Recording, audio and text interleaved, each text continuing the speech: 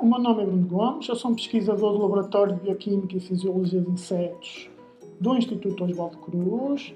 Este instituto científico faz parte da Fiocruz, do Rio de Janeiro, e tem como principais objetivos pesquisa em Fisiologia e Bioquímica de insetos, vetores, e também desenvolvimento de novos métodos de controle. Este vídeo está inserido numa atividade de seminários que nós temos semanalmente para discutir ciência, e eu venho aqui apresentar um artigo sobre o controle biológico. O artigo que eu escolhi tenta determinar se a planta carnívora utricularia Mycorrhiza pode ser uma ferramenta de controle biológico de mosquitos do género Aedes, particularmente as espécies Aedes aegypti e Aedes albopictus. Estas duas espécies de mosquitos são importantes vetores de arvovírus, estando envolvidos na transmissão do vírus da dengue, chikungunya e zika, vírus que são muito conhecidos do público brasileiro. O artigo foi publicado no jornal Parasites and Vectors em 2020 e a minha apresentação vai ser dividida em 3 partes, ou seja, na primeira parte eu vou apresentar a introdução do artigo, onde vamos falar sobre os predadores no controle biológico de mosquitos ou quais animais têm sido considerados alternativas para este tipo de controle. E também vamos abordar o potencial das plantas carnívoras, que é o principal tópico do artigo, neste tipo de estratégias. Numa segunda parte, eu vou abordar os resultados dos experimentos, juntamente com aspectos dos métodos que foram realizados, e aí é que vamos ver os resultados que foram obtidos nos artigos. E, por último, vou apresentar os tópicos discutidos no artigo sobre as plantas carnívoras no controle de mosquitos e também vou dar a minha opinião sobre os pontos fortes e as limitações deste artigo e aquilo que acho que podem ser usados e reproduzidos no futuro nos vossos artigos, ou alguns pontos que, se calhar, é importante ter algum cuidado e melhorar. Na introdução, os autores acabam por iniciar com uma revisão do uso de predadores no controle biológico. Esta metodologia é antiga e existem vários exemplos de animais predadores no controle de mosquitos, tanto vertebrados como invertebrados. Nos vertebrados, o exemplo clássico é o uso de peixes gambúsia nos programas de controle da malária. Eles foram integrados nas campanhas de erradicação e de controle de malária com sucesso em várias regiões. Por isso, acabam por ser um bom exemplo de como integrar uma estratégia com predadores em programas de controle com outras estratégias, mas também são um exemplo das consequências negativas que pode ter o uso de predadores, principalmente quando estamos a introduzir espécies que não são autóctones. Então, o que aconteceu com o uso de gambúsias é que estas espécies tornaram-se invasoras de muitos ecossistemas ribeirinhos e acabaram por ter um impacto muito negativo muito da forma autóctone. Primeiro, porque eles são predadores, então eles predavam muitos pequenos peixes, macroinvertebrados locais, ou seja, e também por uma questão de competição dos recursos naturais que existiam, que eles são fortes, eles são muito agressivos. Então, eles acabam por ser um exemplo de como podemos usar estas estratégias, mas também que temos que ter precauções de como nós usamos. E nos vertebrados é claramente o principal exemplo que podemos dar. Eles têm algumas limitações que não se enquadram bem em criadores artificiais de pequeno tamanho, mas que no caso da Aedes aegypti acaba por ser inviabiliza o seu uso, mas acaba por ser um dos exemplos clássicos. Nos invertebrados, aí temos mais exemplos, há uma maior diversidade de possibilidades que têm sido colocadas em uso, ou seja, e vamos destacar 3 principais grupos. São as larvas de mosquitos do Toxorhynchites. São mosquitos que perderam a capacidade de se alimentar de sangue na fase adulta, mas que são predadores aquáticos na fase larvar. Então, eles têm essa vantagem de que não iriam causar impacto nas populações mesmo sendo mosquitos humanos. Depois temos as larvas de odonatas, que são as libelinhas e libélulas, que elas são predadores aquáticos enquanto larvas e existem em vários ecossistemas lagunares e ribeirinhos, ou seja, acabaria a haver várias hipóteses de espécies a usar. E depois também temos predadores crustáceos, pequenos crustáceos, que podemos ter alguns predadores copépodes que também têm sido utilizados como potenciais predadores de larvas de mosquitos. Ou seja, mas todos estes invertebrados, de uma maneira ou outra, acabam por ter como principal limitação é que é necessário uma grande produção destes invertebrados para serem liberados no ambiente ou nos criadores dos mosquitos. E claramente é algo que não se tem conseguido fazer. As larvas de mosquitos toxorrinquites são muito difíceis de criar em laboratório ou artificialmente. O mesmo acontece com alguma extensão nos odonatas, nos copépodes, pelo menos em grandes quantidades. Então, acabam por ser estratégias que acabam por ter sido usadas principalmente em aspectos muito locais, em que tu consegues ter alguma produção de tamanho médio para conseguir libertar. Então, acaba por ser algo difícil para integrar em programas de controles, principalmente programas de controles grandes. Ou seja, é uma estratégia que tem sido testada principalmente a nível local, em pequenas regiões. E é depois desta introdução que surge uma das principais críticas dos autores da comunidade científica, que é as plantas carnívoras têm sido negligenciadas pela comunidade científica ou não têm sido apontadas como uma possível estratégia no controle vetorial com predadores. Ou seja, então eles acabam por fazer essa crítica e acabam por usar essa crítica também para justificar o porquê este artigo é importante. Ou seja, este é um artigo que vai avaliar o potencial da espécie utricularia macorriza no controle de mosquitos aéreos. E isso ainda não foi feito. Então, a primeira questão é o que são estas plantas, ou seja, que plantas é que estamos a abordar. Eu pessoalmente não conhecia antes de ler este artigo, e o que nós podemos ver, elas são plantas que têm uma estrutura ramificada, em que não há uma divisão clara de raízes, caules e folhas. Isto é característico das utriculárias, ou seja, não é só específica desta espécie, é do grupo de espécies. Elas são um género que englobam plantas aquáticas e semi-aquáticas que existem em solos umedecidos, ou seja, sempre associadas à água doce. E este grupo é um grupo muito diverso, que tem centenas de espécies e que está distribuído por todos os continentes, exceto da Antártida, o que é uma característica interessante porque possibilita ter se estas plantas forem um bom candidato para integrar nos programas de controle, nós iremos ter opções locais de espécies que poderão ser estudadas e introduzidas e não necessitar de fazer introduções de espécies de outras regiões, ou seja, evitando que haja processos de o que aconteceu com os peixes gambúzia, que tornaram-se espécies invasoras. Ou seja, isto é uma característica importante para metodologias que usam predadores para controle de mosquitos. Então, mas como é que estas plantas acabam por capturar as presas e digeri-las? Então aí é que entramos nestas pequenas vesículas que podem ver nas ramificações, não é? Estas vesículas são pequenas armadilhas que são usadas para capturar e depois digerir a presa enquanto ela está no seu interior.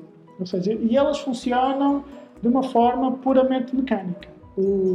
A planta consegue manter uma pressão negativa em relação ao ambiente no interior destas vesículas.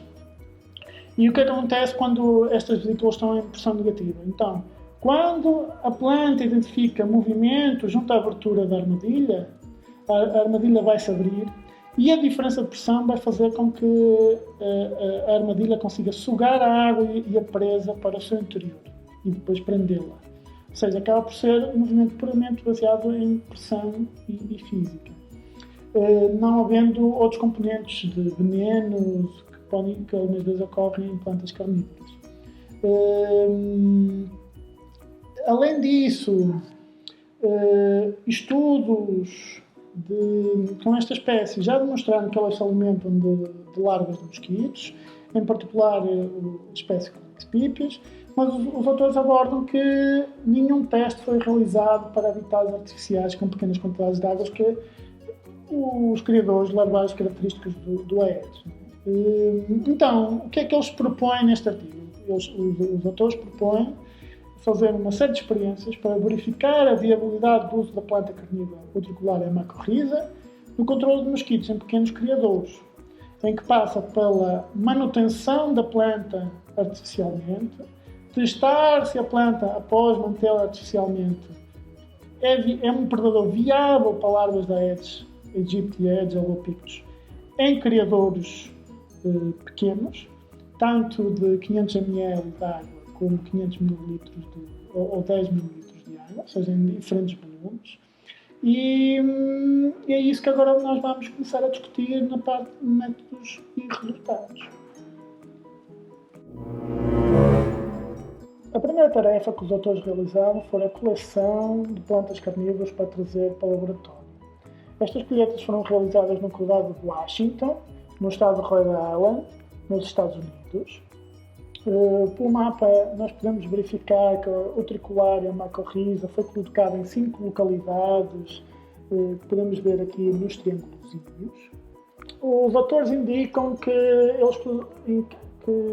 cada planta eles retiraram 30 a 40 centímetros de ramificações, que depois foram mantidas em água e transportadas no laboratório, onde foi permitido essas plantas se aclimatizarem durante pelo menos um mês, e algumas das plantas foram mantidas por 6 meses. Os autores verificaram o estado das vesículas ao longo do tempo que elas foram mantidas nos laboratórios, e eles verificaram que havia uma produção e uma senescência constantes dessas vesículas, mas que não parece ter afetado significativamente o seu uso no laboratório e nos ensaios. No primeiro experimento, os autores verificaram a sobrevivência do Aedes albopictus e do Aedes aegypti na presença da planta carnívora em 500 ml de água. Ou seja, os autores variaram os ensaios entre as espécies, ou seja, no Aedes albopictus realizaram 20 réplicas com 10 larvas de estágio L1 e com plantas carnívoras mantidas por 6 meses em laboratório. Enquanto que nos ensaios com Aedes aegypti, eles criaram duas condições diferentes. Uma em que as plantas tinham 6 meses no laboratório e outras que as plantas apenas tinham 1 mês. Eles realizaram 4 réplicas para as plantas no estádio de 6 meses e 14 réplicas para as plantas no estágio de 1 mês. Em todos os ensaios, os autores tentaram manter um número aproximado de 100 vesículas em 500 ml de água, permitindo que houvesse um rácio de 10 vesículas por cada larva no ensaio. Nestas condições, existia uma grande mortalidade nas primeiras 24 horas, de 70% a 80%. Para o Aedes aegypti, a mortalidade ao quarto dia era superior a 99%, enquanto que a mortalidade no sexto dia para o Aedes albopictus foi superior a 95%. De salientar que uma das réplicas do Aedes albopictus apenas atingiu 10% de mortalidade, o que impactou os valores médios observados nos gráficos. Neste ensaio em particular, verificou-se que as vesículas apresentavam um estado distinto que nos outros estados, ou seja, elas pareciam que tinham sofrido senescência a um ritmo mais acelerado que ocorreu nos outros ensaios. Mas, como podemos falar, isto foi um ensaio em 38 ensaios realizados no total.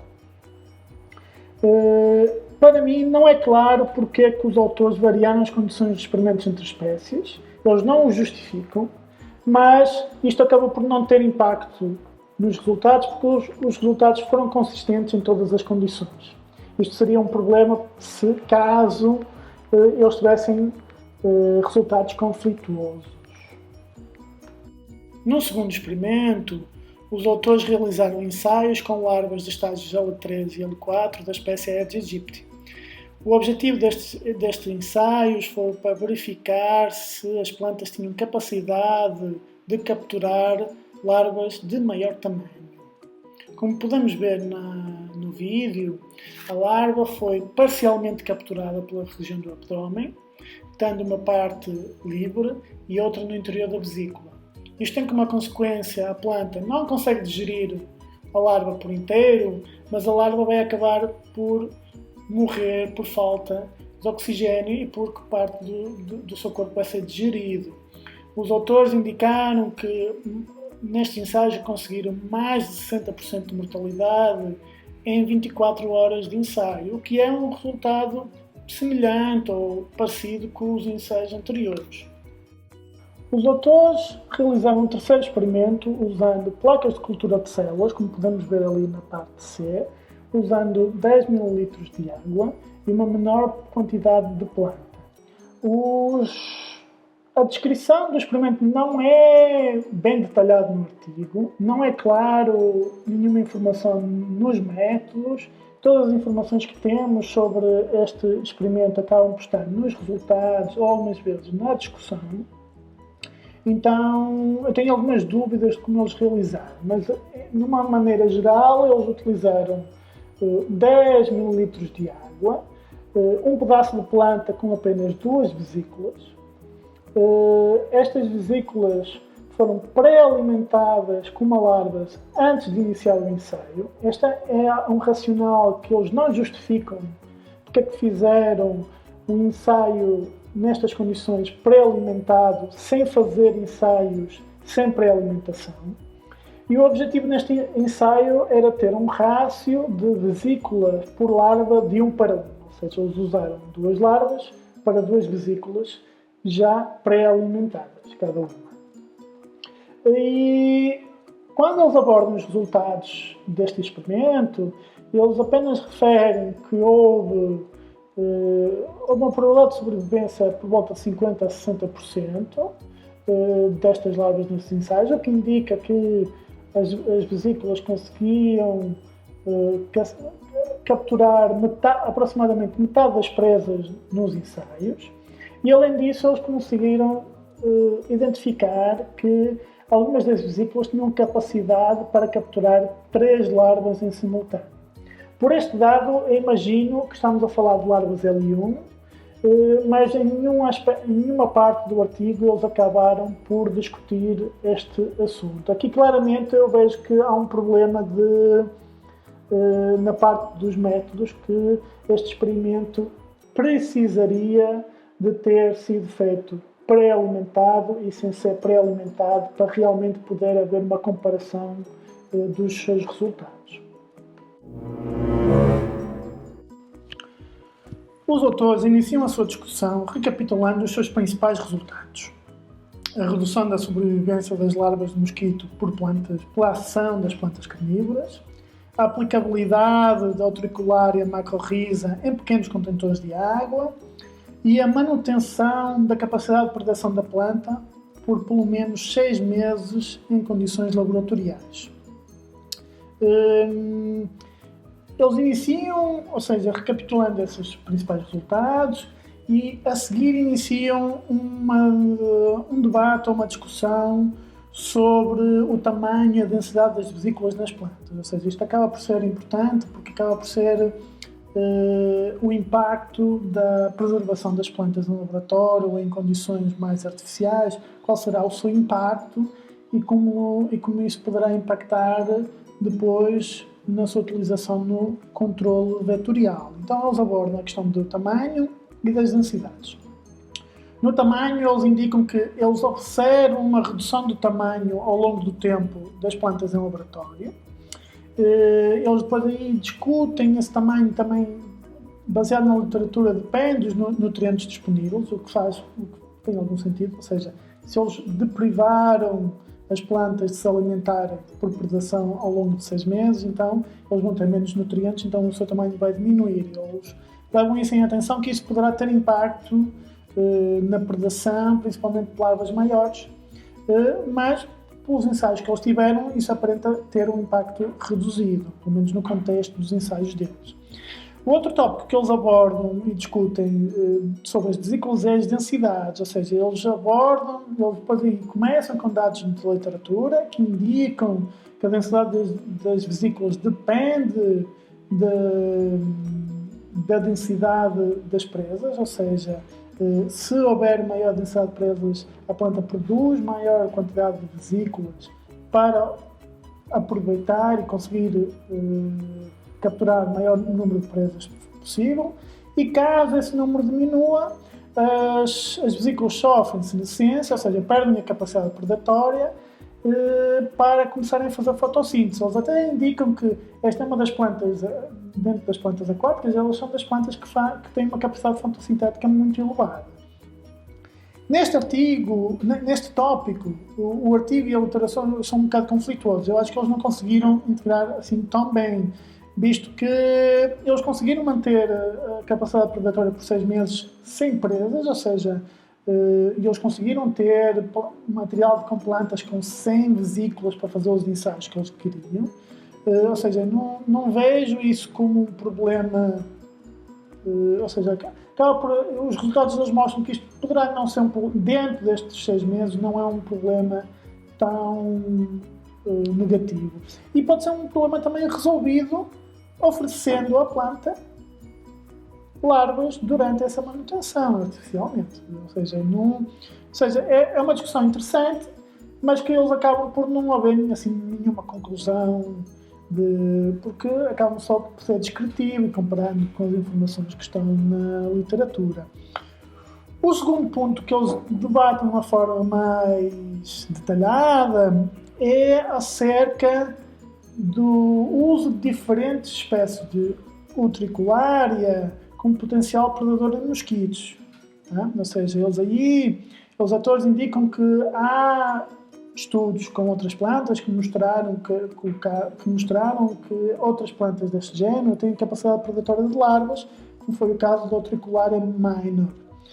Esta é uma característica que abre a possibilidade de encontrar utriculárias autóctones em diversas regiões. Eles indicam várias espécies, ou até, por exemplo, no caso da América do Sul, eles indicam que há uma grande diversidade deste género na América do Sul, que haverá uma possibilidade enorme de encontrar candidatos, mas que, pronto, isto será necessário haver estudos locais, e isto é uma característica, como já foi abordado um bocadinho na introdução, acaba por ser bastante importante porque acaba por diminuir os possíveis impactos que aconteceu com a introdução de peixes de género Gambúsia quando eles foram usados nos controles de malária, ou seja, impede que haja a introdução de espécies invasoras que têm impactos negativos nos ecossistemas.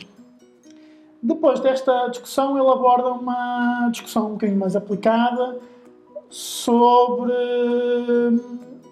a aplicação destas plantas em estudos de campo ou mesmo no controle em si. Então, o que é o que eles abordam? Eles abordam que este método se enquadra bem para locais de armazenamento de água com água constante, ou seja, reservatórios de água que tenham água constantemente, podem ser colocados algumas plantas lá que funcionariam para predar, ou seja, elas não apodrecem, elas são áreas aquáticas que não têm impacto na qualidade da água, em princípio.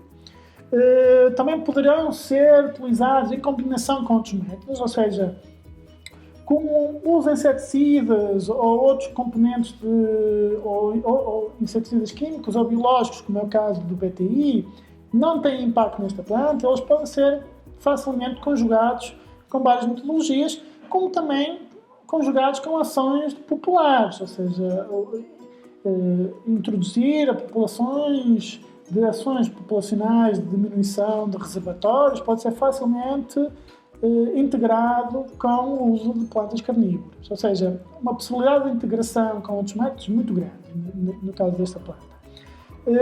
Além disso, eles abordam outros aspectos das plantas que são interessantes, ou seja, estas plantas têm sido descritas como habitats aquáticos com estas plantas, acabam por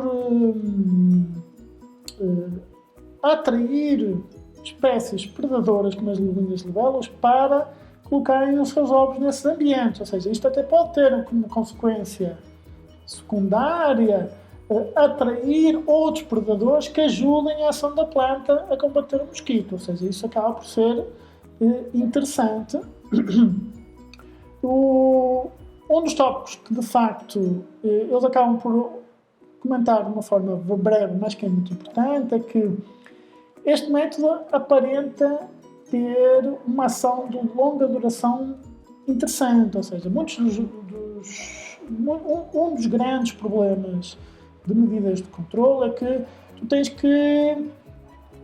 que haver uma consistência de ir lá e renovar as medidas. Tu tens que colocar inseticida várias vezes, porque as substâncias degradam-se, perdem-se, deixam de ter impacto, ou seja, estas plantas aparentemente têm uma ação de longa duração de alguns meses que inseticidas biológicos como o BTI não conseguem ter. O BTI é o Bacillus thuringiensis, é uma bactéria que é usada no controle de mosquitos porque produz uma toxina específica que mata larvas de mosquito.